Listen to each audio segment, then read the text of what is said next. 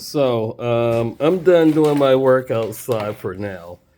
Um, right now, I feel like I'm just being like a needy, asking questions.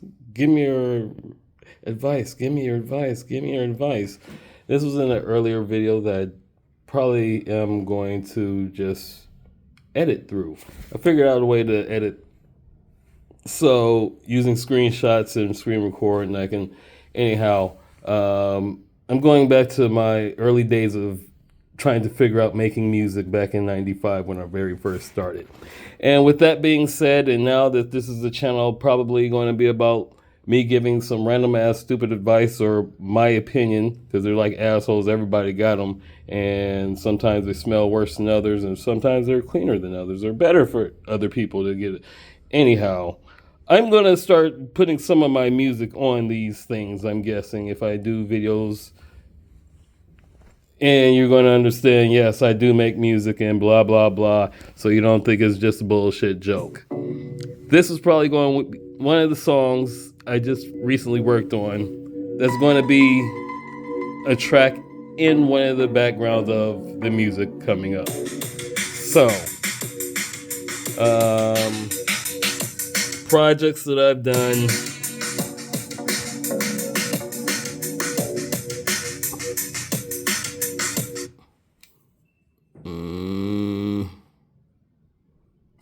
Quarrel's Heartbreak.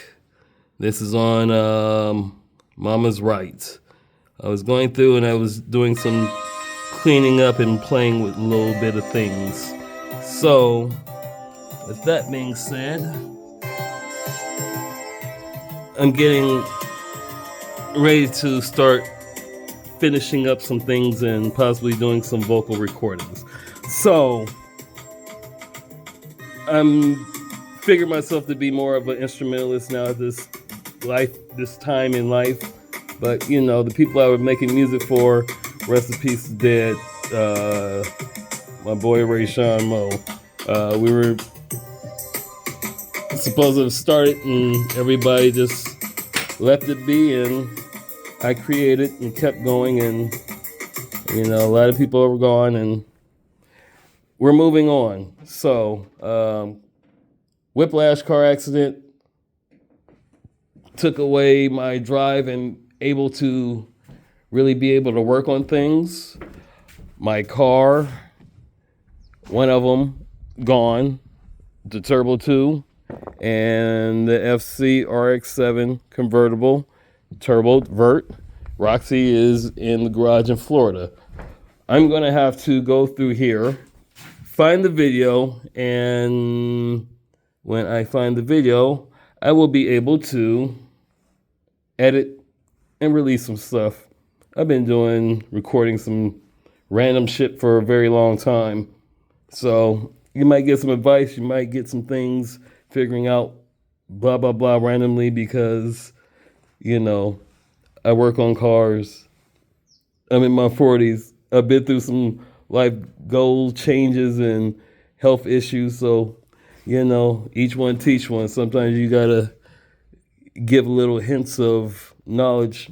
So, with that being said, my hints of knowledge is keep your driver's license, don't drive impaired, wash your hands, wash your ass, clean yourself, don't live like slobs. And when I say slobs, sloppy, nasty, we're not banging over here. So, you know, I grew up in the 80s. And, you know, if you get that terminology, then you got it. So, be nice to people. The world's going to shit, and there's nothing that we could do about it except for change or try to change. The wheelbase is coming soon. So, just give me a heads up. Yes or no. Should I get this T300?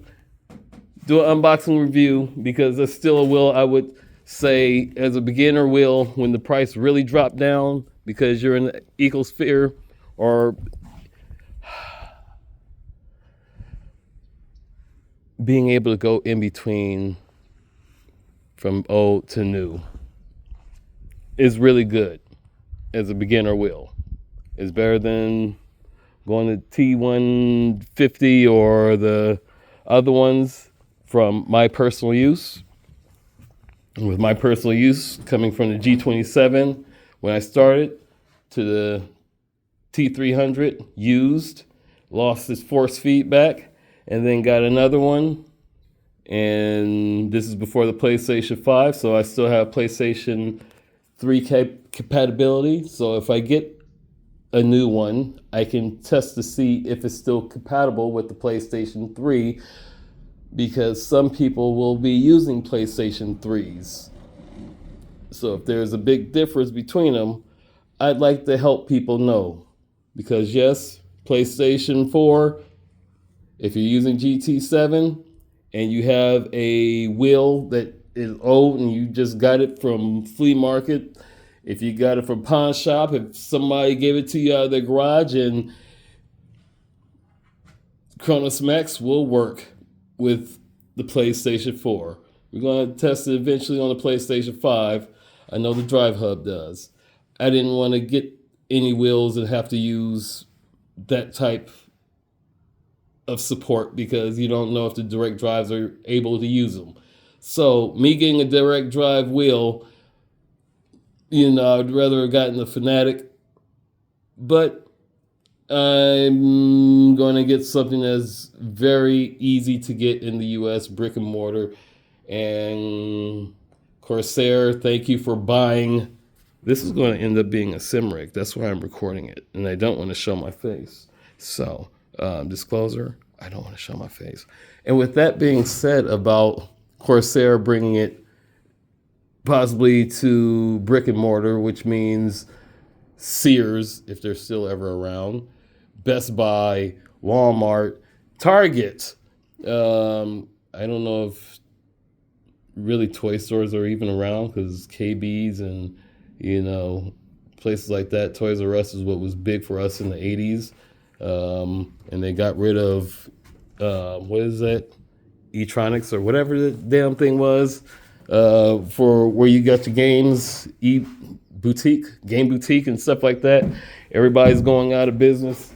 It's going over to digital. And when they decide to shut down servers, which now we're finally getting that fight and pushback, because now we don't own anything digital unless you're using disk drives for like PlayStation 3. Because PlayStation 4, they're taking things away. And thank you, Polyphony, for letting us the chance to use Gran Turismo Sport with the VR after you shut down the servers. Now, if you allow us to use the VR with the PlayStation 4 for Gran Turismo Sport in first-person mode, not everybody wants to use online mode. Hell, some of us live in the rural U.S. where we rarely get any kind of internet. So being able to have, that was sad. Being able to have some kind of able to go on, and if we have to, okay. But when you're depending on to have to use internet to play a game, that becomes a big waste of time. So you guys need to kind of figure that part out.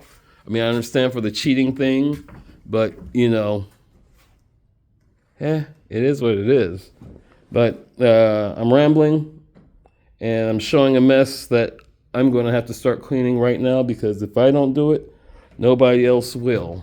And since I will be working in here once again, this was the bird cage where cars were, and I was doing other things, and car parts everywhere, and now it's falling apart after being abandoned for over 4 years.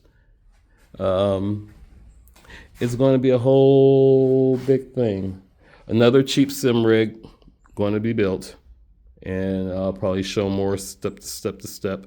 The first one I was building that you're going to see video is prototype to 3.0 of the prototype. Now I'm going to redo it using some of this stuff, other stuff I have. If you got cheap free stuff, why not use it? Most you're going to have to go do is go buy power tools like a drill, This has a screwdriver attachment. Go buy some new hardware, screws, nails. Make sure you get a couple drill bits if you got them. If you get some washers, go ahead and get them. You try and do this on a cheap. You try and keep yourself out of trouble. Try and keep your driver's license. This is a good thing to do.